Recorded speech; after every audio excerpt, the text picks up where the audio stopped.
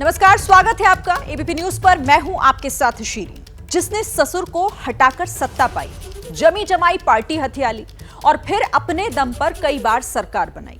आप सोच रहे होंगे कि ये शख्स आखिर है कौन?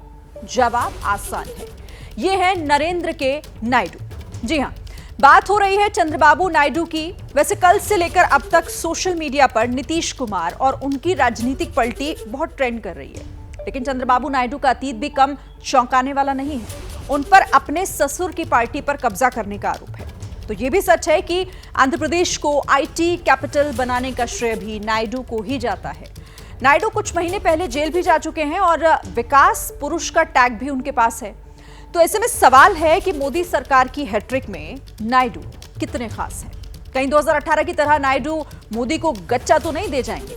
स्पेशल रिपोर्ट देखिए नरेंद्र के नायडू।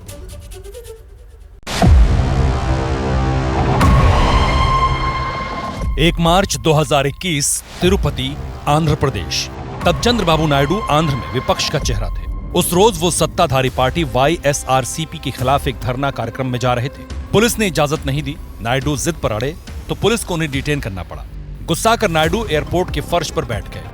3 साल और 3 महीने बाद वही नायडू फर्श से अर्श पर पहुंच चुके हैं। तब आंध्र में नायडू के पास गिनती के विधायक और सांसद थे, लेकिन आज नायडू किंग और किंग मेकर दोनों बन चुके हैं। किंग इसलिए क्योंकि नायडू ने आंध्रा असेंबली इलेक्शन में बम्पर बहुमत हासिल किया है और टीडीपी ने अपने दम पर सरकार बना ली। और किंग मेकर इसलिए क्योंकि राज्य की 25 लोकसभा सीटों में से 17 पर लड़कर टीडीपी ने 16 सीटें जीती हैं और एनडीए में बीजेपी के बाद सबसे बड़ी पार्टी बनी। आज पीएम आवास पर एनडीए की मीटिंग में नायडू नरेंद्र मोदी के बिल्कुल बगल में बैठे थे। तस्वीरें सब बयां कर रही थी। रिटर्न ऑफ नायडू का ये ट्रेलर एनडीए को हिम्मत दे रहा था तो इंडिया गठबंधन की उम्मीदें दम तोड़ रही थी।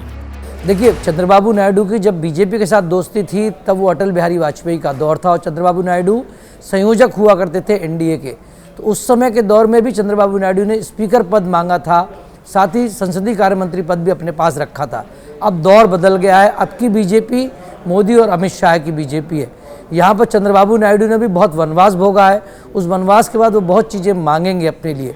तो ये रिश्तों में जो बदलाव आया है, इसमें विचारधारा की बात कम होगी, किसको क्या मिल रहा है इस पर ज्यादा बात हो।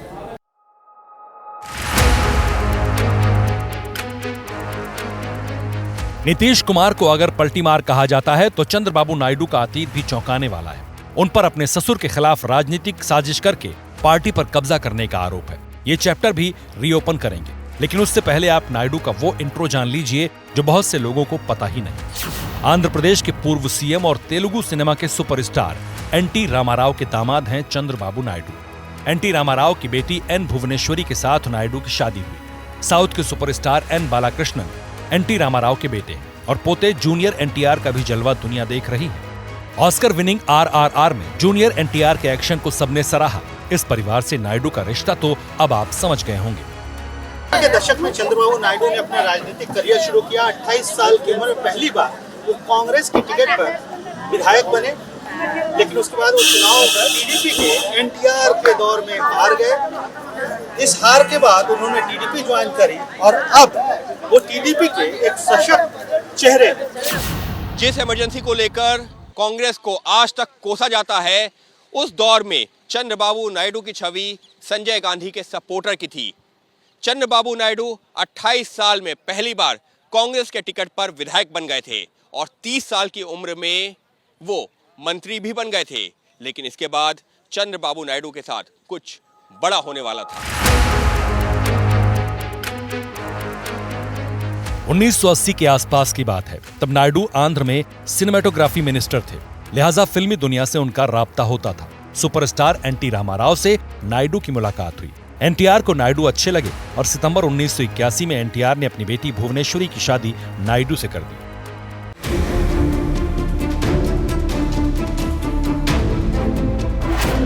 उन्नीस में एक बड़ी राजनीतिक घटना हुई। एनटीआर ने अपनी पार्टी बनाई, नाम रखा तेलुगु देशम पार्टी। 1983 में विधानसभा चुनाव में टीडीपी की आंधी में सारे विपक्षी उड़ गए। 294 सीटों में से टीडीपी ने 201 सीटें जीतकर तहलका मचा दिया। सुपरस्टार एनटीआर आंध्र प्रदेश के मुख्यमंत्री बन गए। फिल्मी दुनिया के रुपहले पर्दे से उतरकर जैसे ही एनटीआर ने राजनीति में कदम रखा, उन्होंने डबल सेंचुरी ठोक दी, मुख्यमंत्री बन गए। लेकिन इस दौरान भी टीडीपी के खिलाफ लगातार चंद्रबाबू नायडू कांग्रेस के विधायक और कांग्रेस की आवाज बन एनटीआर के खिलाफ आवाज उठाते रहे। लेकिन उसके बाद जब चंद्रबाबू नायडू हारे तो उन्होंने तुरंत ही टीडीपी में ज्वाइनिंग कर ली। एक ऑपरेशन के सिलसिले में एनटीआर अमेरिका गए और उनकी गैर मौजूदगी में टीडीपी में तख्ता पलट हो गया। इस संकट की घड़ी में चंद्रबाबू नायडू ने ही टीडीपी को संभाला। एनटीआर जब वापस आए तो वो चंद्रबाबू नायडू से खासे प्रभावित हुए। 1986 में चंद्रबाबू नायडू को एनटीआर ने टीडीपी का जनरल सेक्रेटरी बना दिया। लेकिन एनटीआर को क्या पता था कि एक दिन चंद्रबाबू नायडू ही उनका सिंहासन छीन लेंगे। दरअसल टीडीपी पर एनटीआर की दूसरी बीवी लक्ष्मी पार्वती का कंट्रोल बढ़ने लगा। उनकी मनमानी पार्टी के नेताओं को पसंद नहीं आती थी। नायडू ने इस आक्रोश को कैश किया और टीडीपी के अंदर वो खुद को विकल्प के तौर पर पेश करने लगे। नायडू ने अपने ससुर एनटीआर की लीडरशिप को हथिया लिया। 263 दिन की सरकार गिरा दी और 1 सितंबर 1995 को नायडू ने 150 विधायकों के समर्थन के साथ आंध्र प्रदेश के सीएम पद की शपथ ली। उस वक्त नायडू की उम्र सिर्फ 45 साल थी। 1999 के असेंबली चुनाव में नायडू ने बहुमत हासिल किया और साबित कर दिया कि जनता को नायडू राज पसंद है। देखिए, चंद्रबाबू नायडू ने निश्चित तौर पे आंध्र प्रदेश की तस्वीर बदली है। आंध्र प्रदेश को आईटी सेक्टर में बढ़ाया है, हैदराबाद को साइबर सिटी के तौर पे तब्दील किया और तमाम विदेशी निवेशों को लाया। अब उनकी कोशिश होगी कि जिन्होंने जो रास्ता विकास का आंध्र प्रदेश में खोला था उसको वो वापस दोबारा शुरू करें। और सबसे पहली मांग उनकी होगी कि आंध्र प्रदेश के लिए एक विशेष राज्य का दर्जा दिया जाए और आंध्र के लिए विशेष पैकेज भी दिया जाए। साथ ही जो वहाँ राजधानी बनाने का सवाल कई दिनों से, जो कि जब से विभाजन हुआ था आंध्र प्रदेश का उसके बाद से वो पेंडिंग है, उस सवाल को भी वो सुलझाना चाहेंगे। और सबसे बड़ी कोशिश ये होगी कि आंध्र को ज़्यादा से ज़्यादा हिस्सा वो केंद्र से दिलाए। 70 के दशक से राजनीति में सक्रिय ये चेहरा अचानक से देश में ट्रेंड करने लगा है। सबको पता है एनडीए की सरकार में नायडू के 16 सांसदों की क्या अहमियत है। केंद्र सरकार आपके विकास के लिए कोई कोर कसर बाकी नहीं छोड़ेगी। आंध्र प्रदेश में चंद्रबाबू नायडू जी के नेतृत्व में एनडीए ने शानदार प्रदर्शन किया है।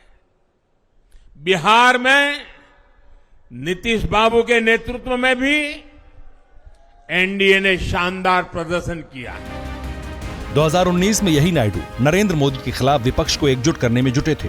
आज वही नायडू नरेंद्र मोदी के बिल्कुल बगल में बैठे हैं। आंध्र के सीएम की कुर्सी भी हाथ में है और संभावित प्रधानमंत्री का साथ भी है। नायडू के दोनों हाथ में लड्डू है, ये कहना गलत नहीं होगा।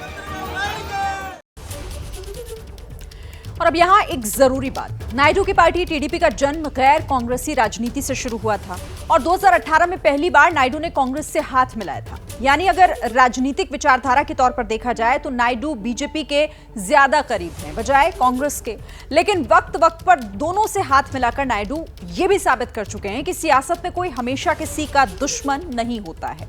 अब आपको मैं इस बिग वॉल के जरिए कुछ ऐसी बातें बताऊंगी चंद्रबाबू नायडू के बारे में, दिलचस्प जो आपको जानना जरूरी है, समझना आपको जरूरी है कि केंद्र की राजनीति का नायडू और उनकी पार्टी से आखिर रिश्ता क्या है।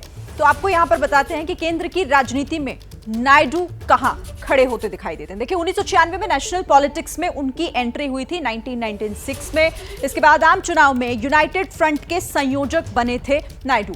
दिल्ली का आंध्रा भवन यूनाइटेड फ्रंट का हेडक्वार्टर था। इसके साथ ही 1999 के चुनाव में बीजेपी के साथ गठबंधन किया था। आंध्र के 42 लोकसभा सीटों में से 36 सीटें जीती। अटल बिहारी वाजपेयी की एनडीए सरकार को उन्होंने समर्थन दिया था। हालांकि 2014 में मोदी सरकार को टीडीपी का समर्थन हासिल था। मोदी मंत्रिमंडल में टीडीपी के हिस्से में 2 मंत्री पद भी आए थे। लेकिन 2018 में मोदी सरकार से नायडू ने समर्थन वापस ले लिया था। तो ये पूरा जो राजनीतिक उनका सफर रहा है और अब नायडू की नजर नायडू पर सभी की बनी हुई है। जैसे ही घड़ी का काटा दोपहर 2:30 पे आए, बबीता जी का दिल सास बहू साजिश के लिए मचल जाए। और ये है इनकी बहू, पूरे दिन ऑफिस की टेंशन हो जाए गॉन जब ये करें अपना फेवरेट शो फ्री टाइम पे ऑन। इनकी तरह आप भी देखें अपना फेवरेट शो अपने टाइम पर। और डाउनलोड कीजिए एबीपी लाइव ऐप अपने स्मार्ट टीवी पर।